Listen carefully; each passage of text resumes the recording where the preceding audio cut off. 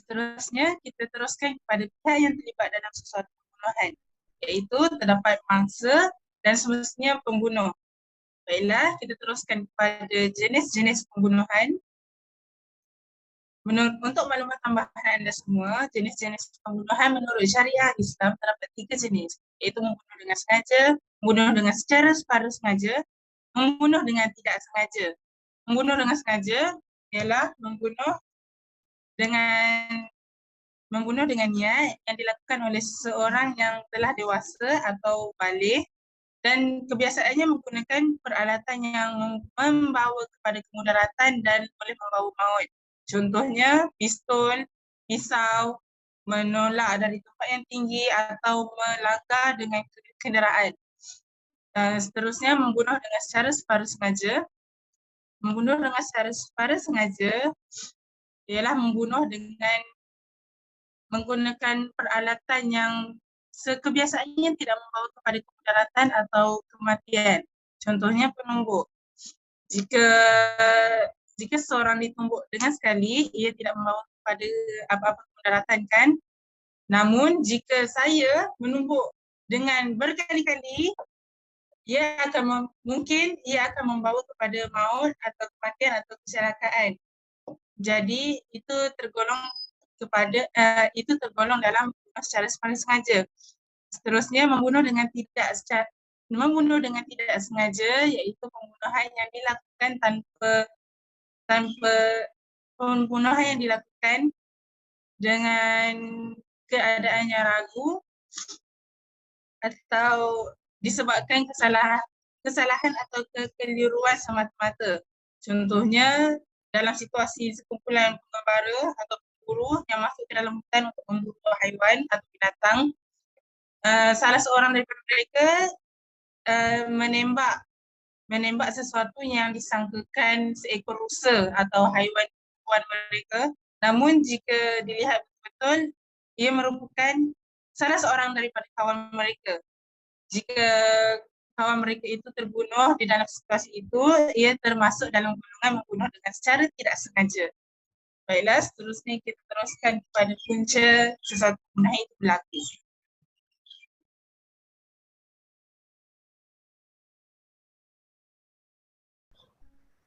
Punca yang pertama adalah konflik. Konflik bersama dengan orang lain, dengan keluarga, ahli keluarga, rakan sahabat ataupun dengan orang asing dapat memicu kemarahan seseorang dan mereka mudah kehilangan kendali emosi apabila konflik tersebut dipertingkatkan. Dalam kondisi tersebut, seseorang cenderung mengambil tindakan yang agresif. Contohnya, mengambil barangan di sekitarnya untuk menyerang pihak yang berkonflik dengannya atau untuk mempertahankan dirinya. Sayangnya, tindakan semacam ini dapat berujung kepada pembunuhan. Tindakan ini mengakibatkan perkara yang tragis, iaitu kehilangan nyawa seseorang itu. Punca yang kedua pula ialah tahap kemiskinan masyarakat yang meningkat.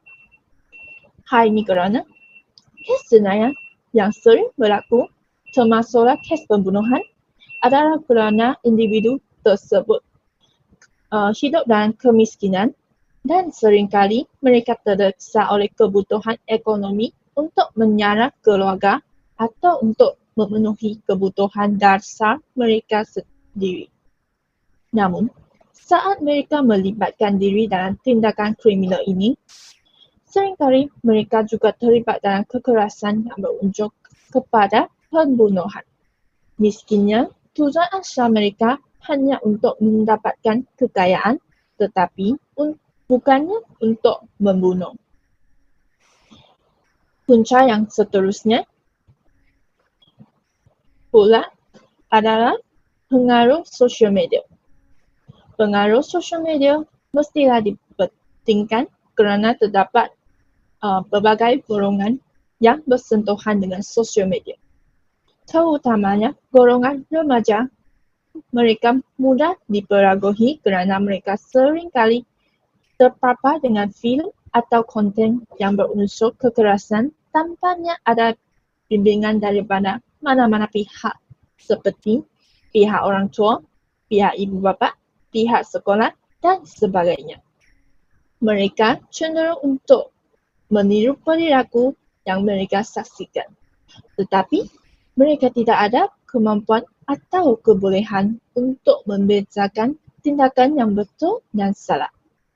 Keadaan ini menyebabkan mereka mudah untuk melakukan kesalahan, termasuklah tindakan pembunuhan.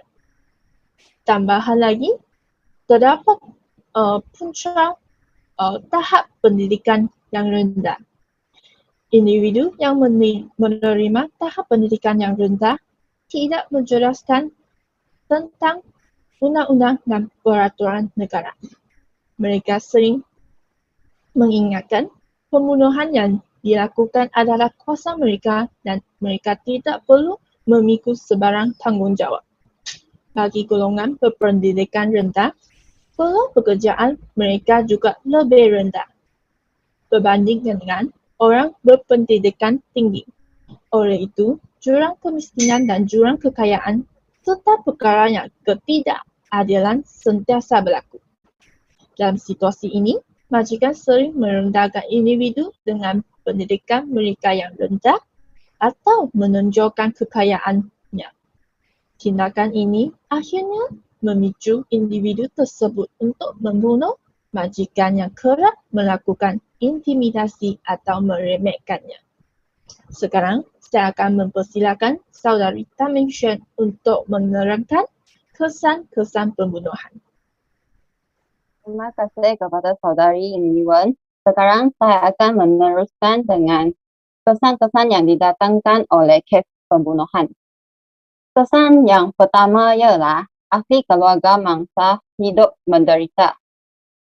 Jika mangsa kes pembunuhan tersebut adalah ketua rumah kepada sesebuah keluarga, maka akan menyebabkan keluarga mangsa tersebut menghilangkan sumber pendapatan keluarganya. Dan kematian mangsa kes pembunuhan ini juga akan menyebabkan ahli keluarganya sentiasa mengenang mangsa dan hidup dengan emosi yang sedih. Seterusnya, dengan kesan-kesan kedua yang didatangkan oleh kes pembunuhan, yaitu imej ahli keluarga pembunuh terjejas. Ahli keluarga pembunuh akan dihina dan dipandang rendah kerana mereka terpaksa menanggung kesalahan yang dilakukan oleh pembunuh.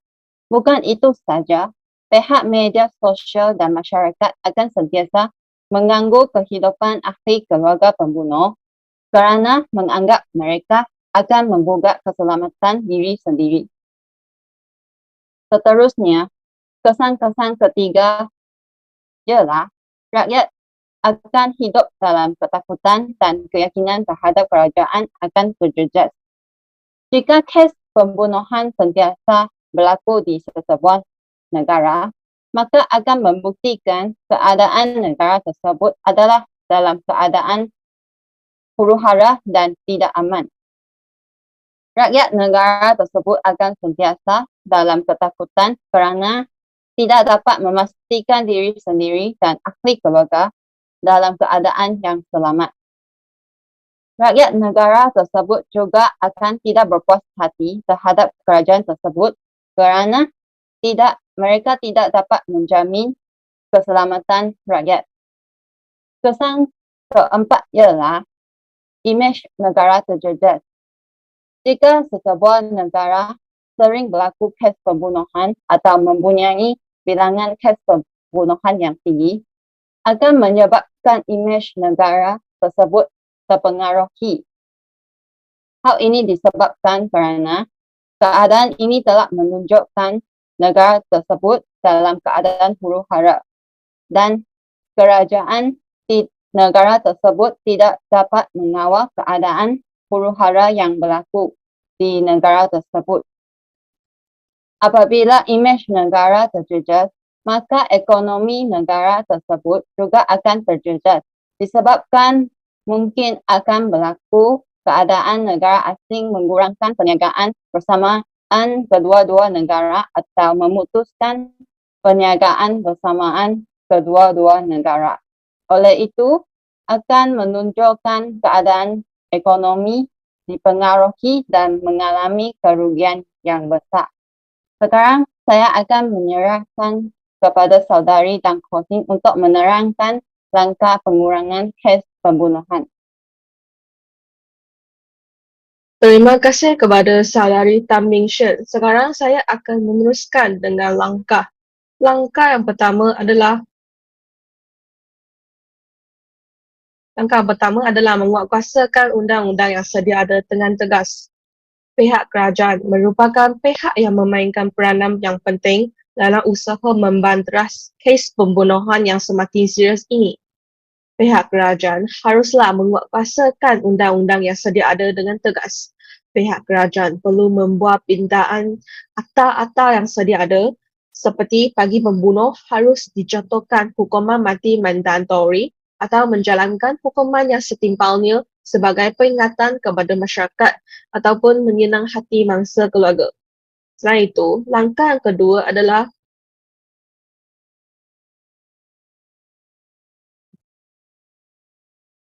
menambah bajet keselamatan semasa membuat perancangan belanjawan. Pihak kerajaan juga perlu menambah bajet keselamatan semasa membuat perancangan belanjawan. Contohnya, pihak kerajaan boleh membeli dan memasang lebih banyak CCTV di kawasan yang terpencil. Hal ini kerana langkah ini berkesan dalam mengurangkan pelakuan kes pembunuhan kerana sekiranya terdapat sebarang kes penjenayah, pihak polis dapat mengesan penjenayah dengan lebih cepat. Tindakan ini boleh memastikan rakyat keyakinan terhadap pihak kerajaan dan keselamatan mereka lebih terjamin. Seterusnya, langkah yang ketiga adalah meningkatkan taraf pendidikan. Pendidikan juga memainkan peranan yang penting dalam mengurangkan kes pembunuhan ini. Walaupun kebanyakan pembunuh dalam kes pembunuhan adalah golongan orang dewasa, tapi golongan anak muda juga perlu dididik sejak kecil lagi agar tidak melakukan kes jenayah seperti kes pembunuhan pada masa kelak. Contohnya, pihak kerajaan dapat menambahkan waktu bagi pendidikan moral dan pendidikan agama dan mementingkan kes jenayah. Hal ini dapat membantu golongan remaja mempunyai nilai menghormati dan mementingkan nyawa diri sendiri dan nyawa orang lain dan juga boleh dapat mengawal emosi diri sendiri. Seterusnya, langkah yang keempat adalah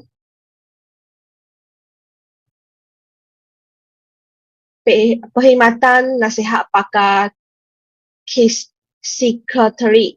Perkhidmatan ini juga boleh diberikan kepada sesiapa yang memerlukan secara percuma. Hal ini dikatakan demikian kerana sesetengah orang tidak sanggup membayar kos rawatan yang tinggi. Ini dapat mengelakkan orang yang menghadapi masalah yang tidak boleh selesaikan dirinya daripada melakukan sesuatu yang tidak rasional dan mencederakan dirinya ataupun orang lain. Sampailah masa untuk kita membuat kesimpulan. Saya akan menyerahkan kepada saudari Khalisa untuk membuat kesimpulan.